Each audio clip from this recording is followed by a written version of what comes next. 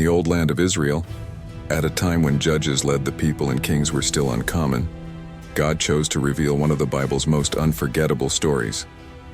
A story of faith and bravery, marked by struggles, setbacks, and a journey toward redemption.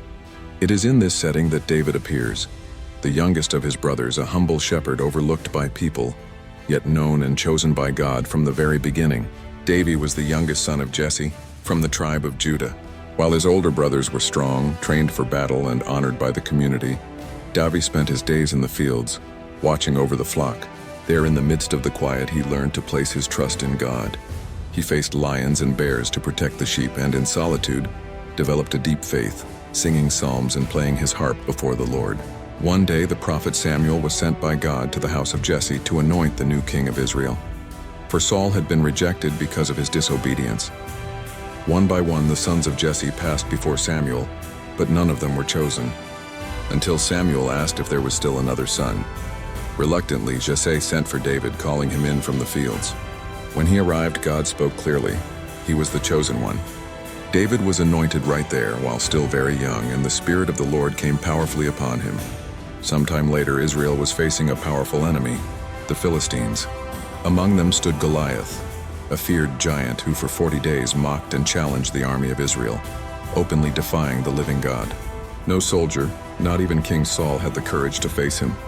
David, sent by his father only to bring food to his brothers, heard the challenge and was outraged.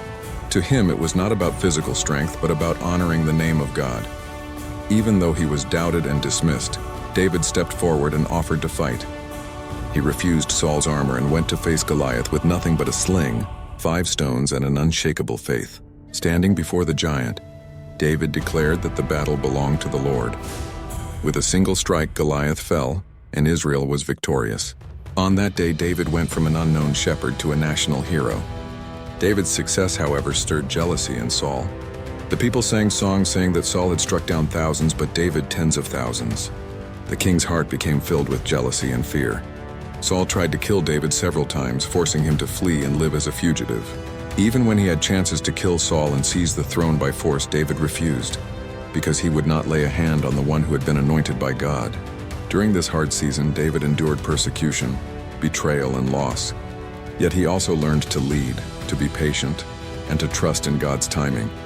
He gathered rejected and distressed men, forming a loyal group that would later become the foundation of his kingdom. Amid caves and deserts, David wrote many psalms expressing pain, hope, repentance, and praise. With Saul's death, the time finally came for David to reign. First, he was crowned king over Judah and later over all Israel. David united the kingdom, captured Jerusalem, and established it as the capital. He brought the Ark of the Covenant into the city, establishing Jerusalem as the spiritual center of the people.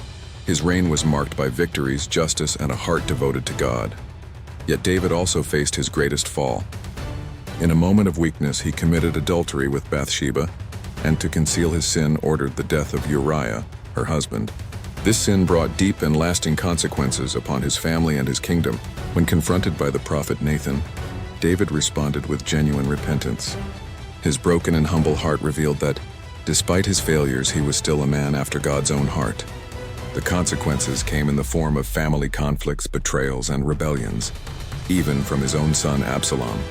David experienced pain, humiliation, and loss, yet he never stopped seeking the Lord. Even in the midst of suffering, he chose humility and complete dependence on God. In the final years of his life, David prepared everything for the construction of the temple.